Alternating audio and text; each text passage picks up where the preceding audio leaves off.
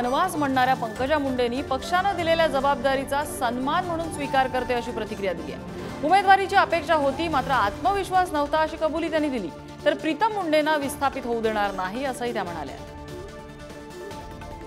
10 वर्ष खासदार राहिलेली आहे, एकदम तिला घरी बसून मी करावं असा निर्णय मी घेऊ शकत नाही, तर दुसरं कोणी घेऊ शकत नाही। आणि असा निर्णय किंवा अशी चर्चा कुठेही माझी कोणत्याही पक्षाशी किंवा माझ्या पक्षाशी किंवा माझ्या पक्षाच्या वरिष्ठांशी झाली नाही। पण हा माझा निर्णय झालेला आहे। त्यांना मी कुठेही निवडणूक लढवीन जगात, दुसऱ्या देशात जाऊन, पण मी प्रीतम ताईंना उचलून काही निवडणूक लढणार नाही हे मी स्पष्ट केलेलं आहे। काल उमेदवारी जाहीर झाली आहे। एखाद्या एवढ्या मोठ्या राष्ट्रीय पक्षाची उमेदवारी मिळणं हे आणि ते पण महाराष्ट्राच्या पहिल्या यादीमध्ये माझी उमेदवारी जाहीर झाली हे माझ्यासाठी नक्कीच सन्मानजनक अशी गोष्ट आहे। त्यामुळे माझ्या भावना याच्यामध्ये आभाराच्या नक्कीच आहेत। तर तिकीट मिळण्याआधी वनवासाची भाषा करणाऱ्या पंकजा मुंडे यांना तिकीट मिळाल्यानंतर त्यांनी सन्मानाची भाषा केलेली आहे।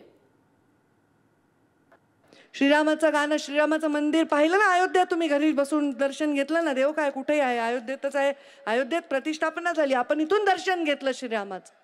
श्रीरामाच्या जीवनामध्ये श्रीरामाने काय सुख भोगलं, वनवास भोगला। श्रीकृष्णाला तर आई यशोदेनी पालन पोषण केलं, तिथून सोडून पुन्हा वृंदावन सोडून द्वारकेला यावं लागलं।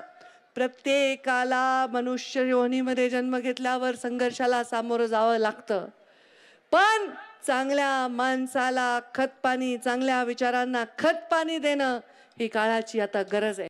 काल उमेदवारी जाहीर झाली आहे। एखाद्या एवढ्या मोठ्या राष्ट्रीय पक्षाची उमेदवारी मिळणं हे आणि ते पण महाराष्ट्राच्या पहिल्या यादीमध्ये माझी उमेदवारी जाहीर झाली हे माझ्यासाठी नक्कीच सन्मानजनक अशी गोष्ट आहे। त्यामुळे माझ्या भावना याच्यामध्ये आभाराच्या नक्कीच आहेत।